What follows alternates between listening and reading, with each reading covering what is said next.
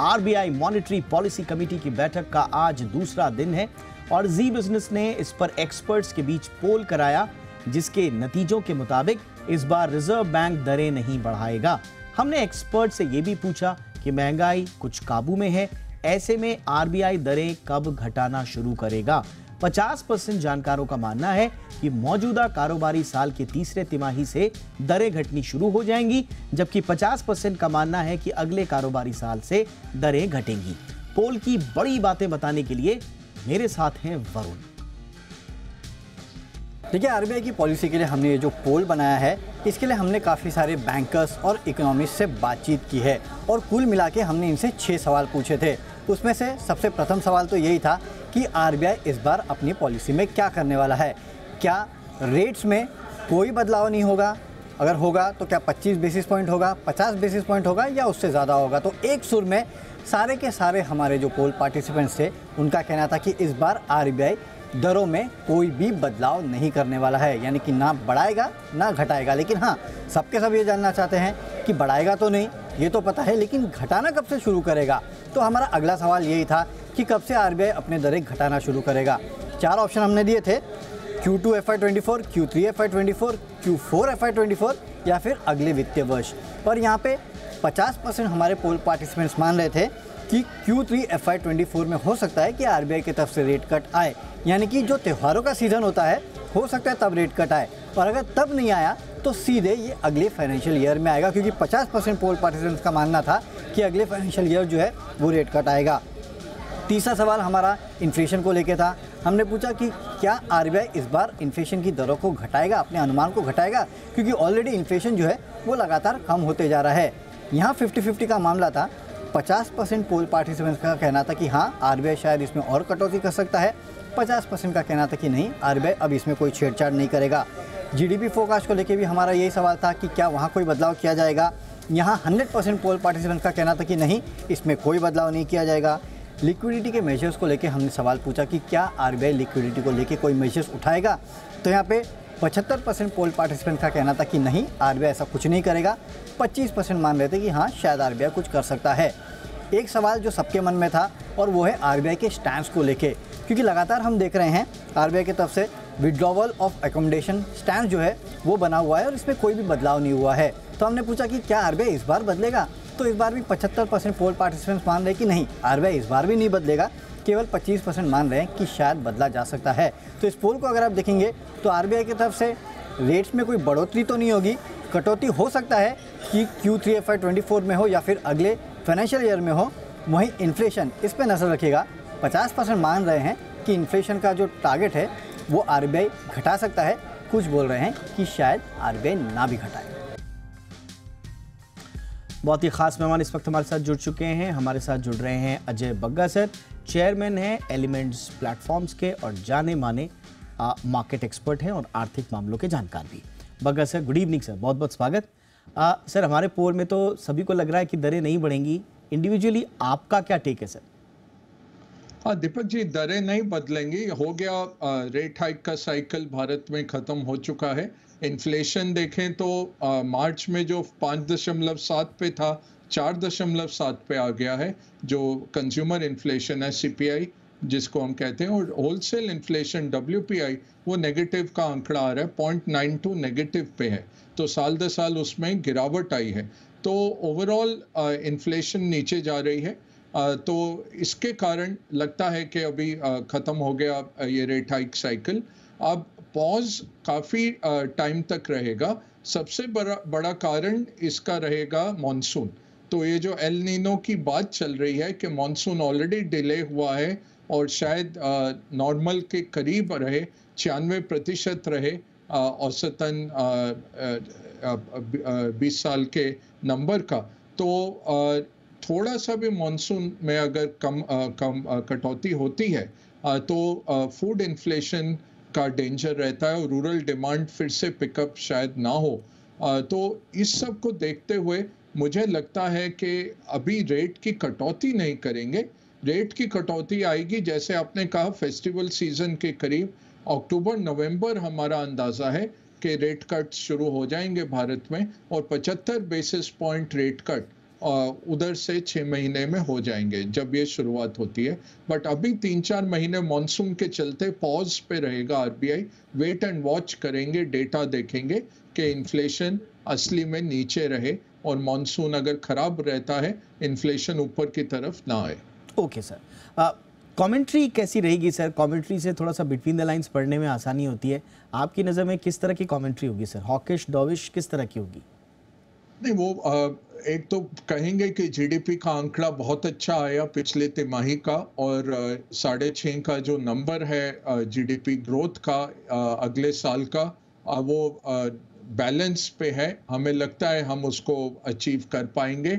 Inflation का जो 5.2 का आंकड़ा है, 5.2% रहने का फाइनेंशियल ईयर 2024 का, वो उस पे बरकरार रखेंगे। बोलेंगे कि वैसे तो ऑन बैलेंस डाउनवर्ड जानी चाहिए इन्फ्लेशन, बट बेस इफेक्ट का इम्पैक्ट आएगा अक्टूबर नवंबर में, और अभी मॉनसून का इम्पैक्ट हम देख रहे हैं, तो इसके चलते हम इसमें कटौती नहीं कर रहे। तो जीडीपी और इन्फ्लेशन पे बने रहेंगे।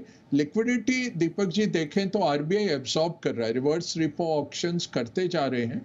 लगभग 1 लाख करोड़ आरबीआई ने पिछले 2 हफ्ते में मार्केट से निकाला है, तो वो लिक्विडिटी कम कर रहे हैं। तो इसके चलते मेरे ख्याल से तो न्यूट्रल पे नहीं आएंगे, विड्रॉल ऑफ एकोमोडेशन पर ही रहेंगे। बोलेंगे जो कोविड में एकोमोडेशन दी थी वो पूरी तरह अभी विड्रॉ नहीं हुई है, लैग्ड इफेक्ट से इंटरेस्ट रेट का इम्पैक्ट आएगा। इकोनॉमी बहुत तंदुरुस्त है, अच्छा चल रही है, तो इसलिए हम अभी नहीं कहेंगे कि न्यूट्रल पे आए हैं। हम विड्रॉल ऑफ एकोमोडेशन पे हैं, लिक्विडिटी को हम काबू में कर रहे हैं, और इन्फ्लेशन एक स्थायी तौर पे नीचे आ जाए तब हम कह सकते हैं कि हमारा बायस न्यूट्रल की तरफ आ गया है, अभी नहीं। तो मेरे ख्याल से ये 3-4 चीजें कल कहेंगे। लिक्विडिटी पे मार्केट की बहुत पैनी नजर रहेगी कि किस तरह से ये लिक्विडिटी देखते हैं आगे, और क्या इनका मंशा रहती है लिक्विडिटी की तरफ।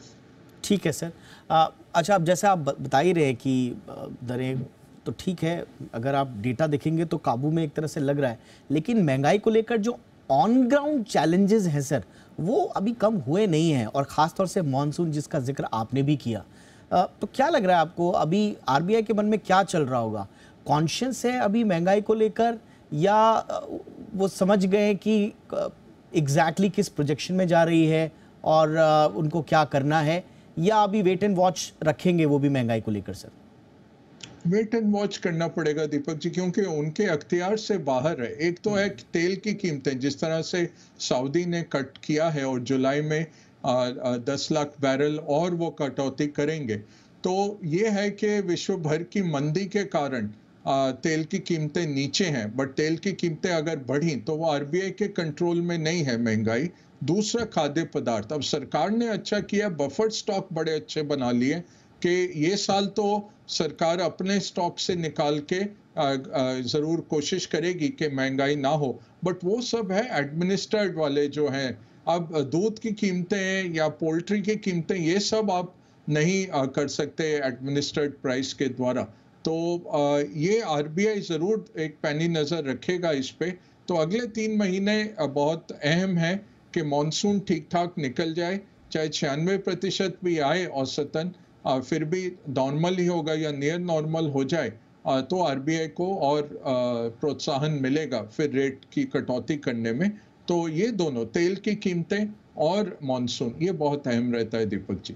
ओके, और आप कह रहे सर कि दरें घटने का जो क्रम है वो शुरू होगा अक्टूबर नवंबर में सर? जी जी। ओके, एक चीज और है सर, वर्ल्ड बैंक ने सबका ग्रोथ का अनुमान बढ़ा दिया, सिर्फ हमारा ही 1/4 कम कर दिया उन्होंने, और वो अभी भी महंगाई और ब्याज दरों से डर रहे हैं। आपकी नज़र में ये थोड़ा सा क्या इम्पैक्ट डाल रहा है, और क्या जो वर्ल्ड बैंक की चिंता है वो सही लग रही है आपको? देखिए, world bank, IMF Deepak ji 3 से 6 महीने पीछे रहते हैं रियलिटी से। तो ये जिस तरह का आपका नंबर आया है पिछली तिमाही का कि 4.5 के सामने 6.1 आया, अब इसमें जरूर था कि नेट एक्सपोर्ट्स के कारण 1.4 बढ़ा था, तो वो जरूर है, बट उसके भी सामने अगर आप देखें तो ये ग्रोथ इस साल हमें 6 से 6.5 के बीच में अभी दिख रही है। अपवर्ड बायस हो सकता है अगर मॉनसून ठीक ठाक हो जाए तो काफ़ी चीज़ें हैं। और जो इलेक्शन से पहले का साल होता है नॉर्मली, उसमें काफ़ी कुछ सरकारें खर्चा करती हैं, राष्ट्रीय सरकार और जो केंद्रीय सरकार भी, और फिर स्टेट लेवल सरकारें भी। तो वो पैसा काफ़ी एक स्टिमुलस बन के उतरता है मार्केट में, उसकी हमें गुंजाइश ज़्यादा दिखती है। तो एक अच्छा साल रहना चाहिए इकोनॉमिकली हमारे लिए। तो वर्ल्ड बैंक, IMF के नंबर्स आपको 3 से 6 महीने पुराने देखने चाहिए। तो ये अभी जनवरी में बैठे होंगे इनके आंकड़े, जब हम मई में पहुंच गए हैं। तो ज़्यादा मैं RBI के जो फोरकास्ट है उसकी तरफ देखूंगा, या जो निजी इकोनॉमिस्ट बैंक्स के या ब्रोकरेजेस के देते हैं वो ज़्यादा तीव्र हैं बनिस्बत वर्ल्ड बैंक और IMF के। ओके सर, एक आखिरी सवाल है मेरा, और मैं अक्सर आपसे सीधे कंज्यूमर वाले सवाल नहीं पूछता हूँ। आपका एनालिसिस काफ़ी होता है एक दिशा को समझने के लिए कि एग्जैक्टली क्या है, लेकिन आज मैं पूछ रहा हूँ सर आपसे, अभी जो आप बता रहे हैं अगर पॉज का ये क्रम जारी रहेगा, अक्टूबर नवंबर के बाद ब्याज दरें कम होगी, तो जो लोन लेना चाह रहे हैं किसी भी वजह से, होम लोन, पर्सनल लोन, उनको क्या सलाह देंगे सर? रुकना है उनको या ले लें इस बीच? नहीं, ले लीजिए, क्योंकि कह नहीं सकते अगर कीमतें थोड़ी और बढ़ी तो ये फिर पोस्टपोन हो जाता है, 3 महीने और आगे निकल जाता है। मेरी जो रीडिंग है कि अमेरिका में एक स्लो डाउन आएगा, जिसके चलते अगले साल शुरुआत में रेट कट आने चाहिए अमेरिका में, और उसको एंटिसिपेट करते हुए RBI के पास है मौका, क्योंकि हमारे रियल रेट्स काफ़ी हाई हो गए हैं। 6.5 पे हम हैं और 5.7 पे आपका, 4.7 पे CPI है। कोर इन्फ्लेशन 5.2 है। वो लगभग 50 बेसिस पॉइंट गिरेगा हमारे अनुमान से। अगर मॉनसून ये 96% अगर ठीक आता है तो ये इन्फ्लेशन 4.2 तक पहुंच जाना चाहिए अगले 3-4 महीने में।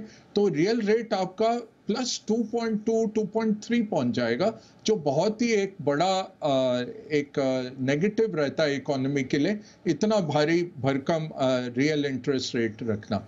तो एक लॉजिकल वे में दीपक जी रेट कट आने चाहिए, बट आपको जो काम करना है वो आप करते रहिए, क्योंकि ये तो अनुमान है, और क्या होगा आगे जाते हुए हम सिर्फ प्रोबेबिलिटीज ही दे सकते हैं। हुआ ना हुआ उसके कारण अब घर लेना है तो लेना ही है, या पर्सनल लोन लेके कोई कहीं बिजनेस में लगाना है या अच्छे जरिए में लगाना है, तो वो तो कर लेना चाहिए। और फ्लोटिंग रेट मिल जाए तो अच्छा है, ताकि रेट गिरेंगे तो फिर से आपका रेट लोअर रीसेट हो जाएगा। हाँ, ये आपने सही कहा कि इस बीच अगर आपको लग रहा है कि कुछ उम्मीदें लग रही हैं तो फ्लोटिंग आप लोन ले लें तो बहुत अच्छी बात है।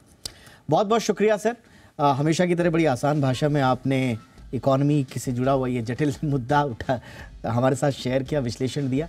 Thank you sir, thank you so much.